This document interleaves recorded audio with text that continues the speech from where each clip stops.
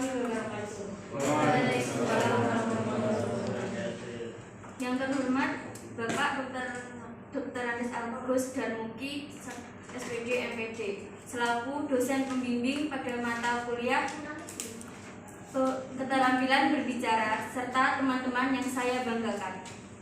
Puji syukur marilah kita panjatkan kehadirat Allah Subhanahu wa taala atas rahmatnya kepada kita semua. Sholawat dan salam semoga senantiasa tercurah kepada Rasulullah Muhammad SAW.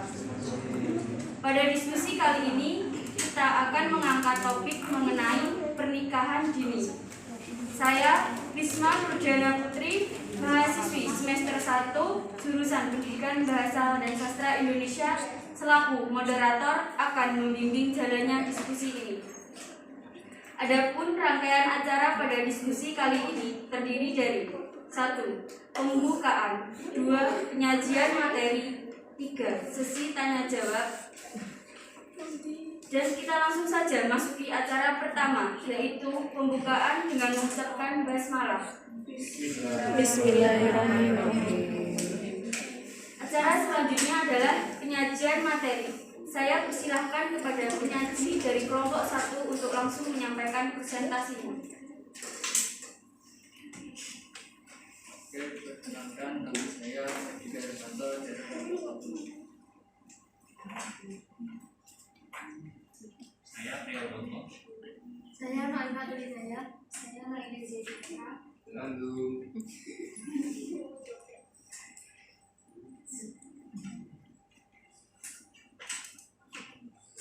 Di sini kami akan menyampaikan tentang bagaimana pernikahan dini itu terjadi dan faktor-faktor yang menyebabkan pernikahan dini.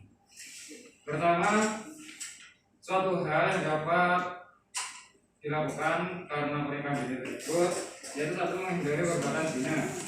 Yang kedua, tentang kesehatan. Yang ketiga, nilai-nilai ibadah. Yang keempat, jarak usia dengan anak. Dan yang kelima, stamina orang tua ketika memiliki anak. Yang poin pertama untuk menghindari zina akan dijelaskan oleh Mas Dika. Silakan Mas Dika. oke, di sini kami dari kelompok Pro akan menjelaskan tentang pernikahan dini, yaitu dengan suatu alasan menghindari perbuatan zina. Yang dimaksud dengan menikah akan datang menunjukkan pandangan mata. Dengan demikian, seorang yang telah menikah akan terhindar dari gejolak nafsu syahwat, mudah memelihara kehormatan, tidak terjatuh ke dalam hubungan dosa yang keji. Sebab penyimpangan seksual atau pergaulan seksual yang tidak halal akan menyebabkan berbagai kerusakan baik individual maupun sosial. Penyimpangan tersebut adalah zina, homoseksual, lesbian, onani atau masturbasi. Dengan demikian, menikah merupakan sarana penting untuk memadamkan gejolak syahwat. Sebab jika syahwat manusia telah bergejolak dan tidak menemukan pelampiasannya yang halal, maka gejolak syahwat itu akan mencari pelampiasannya yang haram dengan berbagai macam perbuatan maksiat. Jadi poin kedua yaitu pada bidang kesehatan. Dalam sebuah penelitian, mereka yang telah menikah lebih kebal dari penyakit dibanding mereka yang belum menikah. Bahkan mereka yang telah melangsungkan pernikahan dengan sakit akan cepat sembuh dibandingkan yang masih bujana. Dari sisi mental juga atau rohani, yang telah menikah lebih bisa mengendalikan emosinya dan refleksnya. Hal ini sesuai dengan hadis Rasulullah bahwa menikah itu akan menjadi panjangnya. Ditambah lagi jika pasangan tersebut telah memiliki anak, maka dia suami dan istri jauh lebih besar lagi. Dan yang poin ketiga, nilai-nilai ibadah. Dengan menikah dini akan lebih cepat mendapatkan nilai-nilai ibadah dibandingkan dengan menunda pernikahan. Karena dalam Islam, sebuah rumah tangga memiliki lahan amal yang banyak. Bagi suami menghidupi anak istri, memberikan nafkah batin adalah perbuatan yang mulia, bahkan dikategorikan sebagai jihad. Begitu juga istri dalam menyediakan makanan bagi suami, menyambut kedatangannya setelah pulang kerja, serta mendidik anak-anak agar mendapatkan pahala yang berlimpah. Poin keempat yaitu jarak usia dengan anak. Dengan asumsi pasangan memiliki anak tidak lama setelah menikah, maka jarak antara usia orang tua dengan anak tentunya akan lebih kecil. Ini berarti jenjang antara generasi biasanya juga lebih minimal, sehingga hubungan antara anak dan orang tua cenderung akan lebih harmonis dan sisi perspektif hidup. Poin kelima yaitu stamina. Mengurus rumah tangga itu butuh stamina loh, apalagi kalau sudah memiliki anak. Jika Anda menikah usia muda, otomatis dari segi stamina akan lebih stabil dibandingkan dengan mereka yang menikah pada usia lebih lanjut. Bahkan resiko hamil di usia tua di atas 40 tahun dan melahirkan biasanya akan diiringi dengan komplikasi seperti bayi prematur, kelainan pada kromosom atau genetika janin dan sebagainya. Jadi mungkin itu yang dapat kita sampaikan tentang apa yang kita gunakan ini. Terima kasih. Terima kasih atas pemaparan materinya. Dan sekarang saya persilakan kepada penyaji dari kelompok 2. Assalamualaikum warahmatullahi wabarakatuh. Kenalkan, nama saya Fajar Nur Ahmad dari kelompok 3. Saya Syamsul Fikri dari kelompok 3. Saya Prindy Dilihat dari kelompok 3. Saya Julian Jeramati dari kelompok 3. Saya Putri Azmi dari kelompok 3.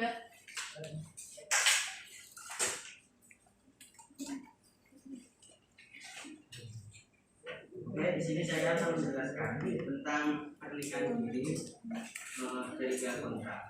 Karena saya kurang setuju dengan pernikahan dini.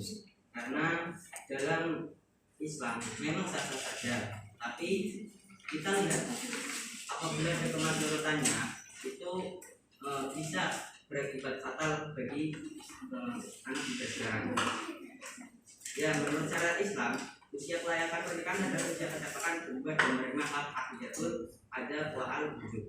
Islam tidak menentukan batas usia, namun mengatur usia balik untuk siap menerima perkembangan Islam. Jadi kalau sudah balik, ya itu memang boleh, tapi kita lihatlah bagaimana pola pemikiran dari sebuah anak tersebut. Ini tadi.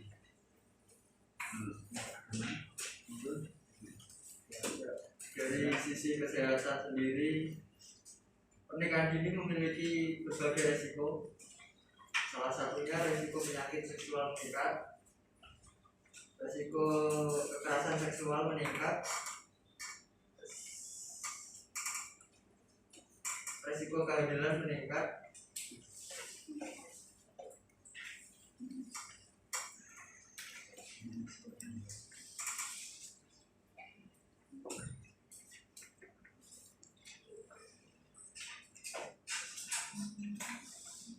Saya akan menjelaskan dasar hukum pernikahan di Indonesia diatur di dalam Undang-Undang Nomor 1 Tahun 1974 tentang perkawinan. Pada bab 2 pasal 7 ayat 1 berbunyi, perkawinan hanya diizinkan jika pihak pria sudah mencapai umur 19 tahun dan pihak wanita sudah mencapai umur 16 tahun.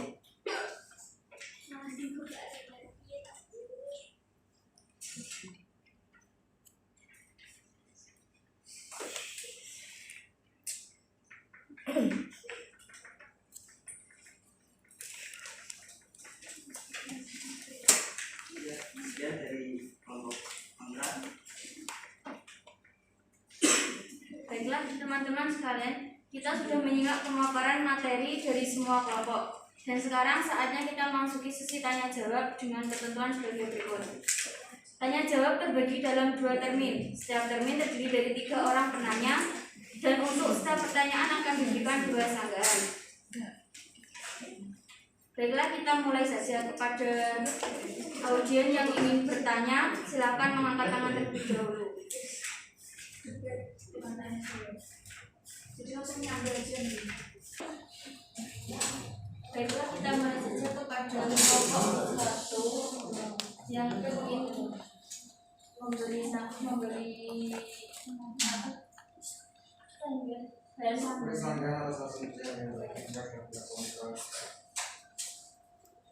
silakan. Poin pertama untuk sahabat Fikri. Apakah kedewasaan apa yang telah Anda sampaikan tadi tentang kedewasaan tentang usia? Apakah kedewasaan itu diukur dengan usia? Ada yang remaja umur sudah kepala dua berapa tapi masih berispat kekanak-kanakan. Tapi banyak ya juga yang masih dia belasan tahun tapi pemikiran dia sudah jauh sudah dewasa. Bagaimana tentang itu?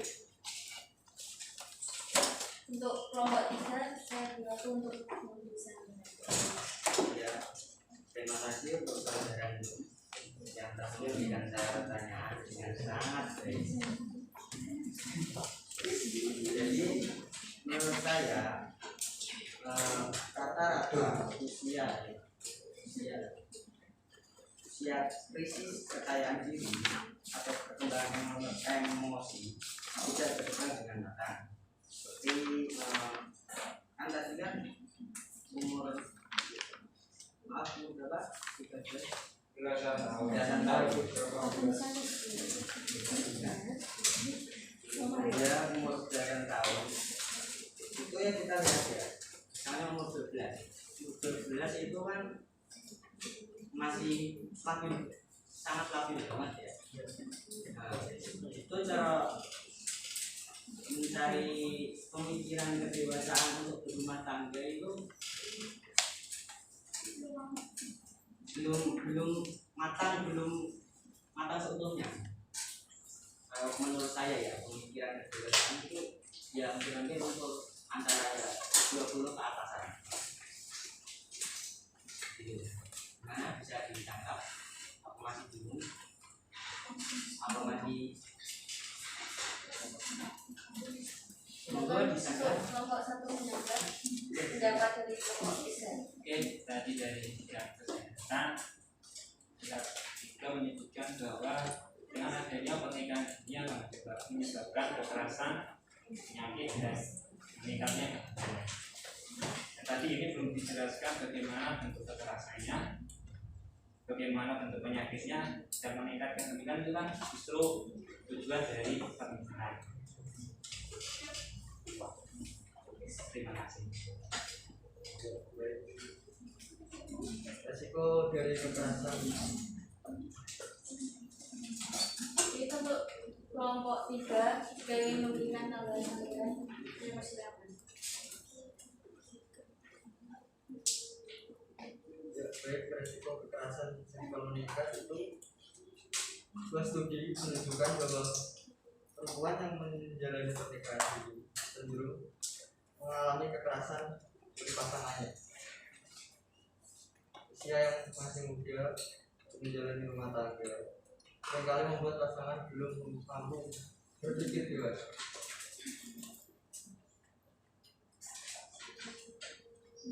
Dan dari resiko penyakit seksual meningkat karena menikah muda, hubungan seksual yang dilakukan oleh pasangan di bawah 18 tahun akan lebih beresiko terkena penyakit menular seksual seperti HIV.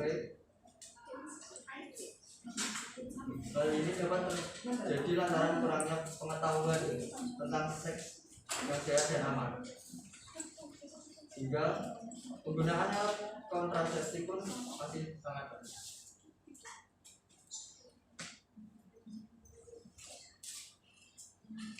Baik, saya di sini sebagai moderator ingin mengajukan pertanyaan kepada kelompok 1 dan kelompok 3. Untuk kelompok 1 terlebih dahulu, saya di sini akan beri pertanyaan.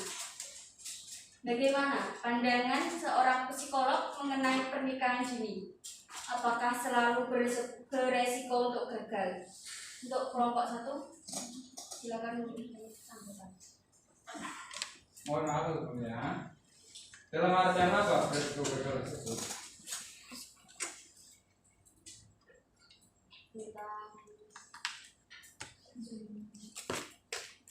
Karena pernikahan ini kan masih dianggap usia dini. Pernikahan yang dilakukan di usia dini seringkali gagal karena kurangnya kematangan emosi dan pola pikir. Dan itu menurut psikologinya itu Mungkin diperjelas gagalnya itu dapat bisa atau apa. yaitu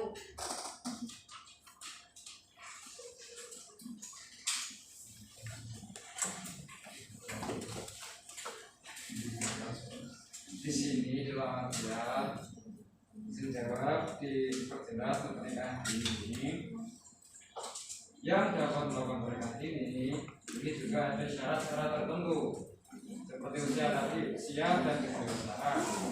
Apabila sudah mampu, sudah sama-sama suka dan memiliki tujuan yang sama, dan dengan syarat-syarat yang berlaku dalam Islam maupun dalam syarat meskipun dalam negara sudah diatur yaitu berusia 19, 20, 18, tetapi dalam Islam di sini boleh menikah 18. Nah, maka dari itu ini juga bisa untuk memperpanjang usia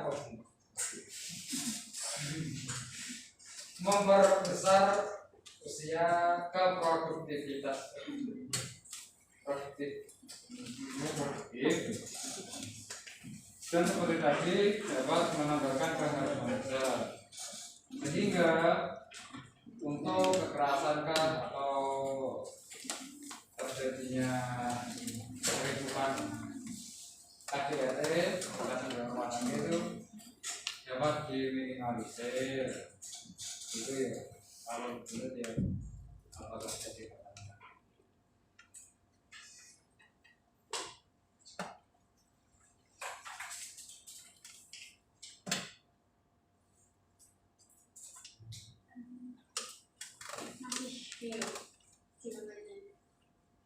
masih bingung?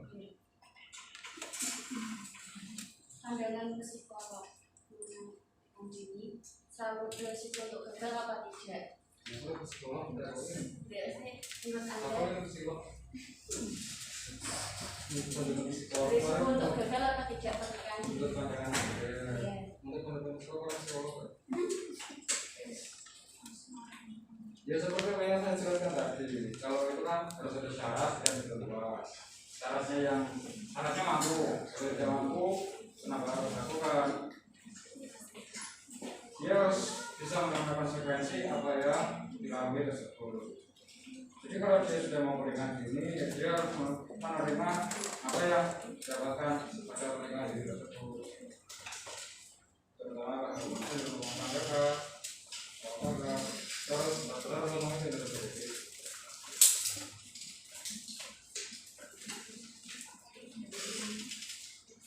Jadi untuk kelompok 3 apakah bisa menjawab?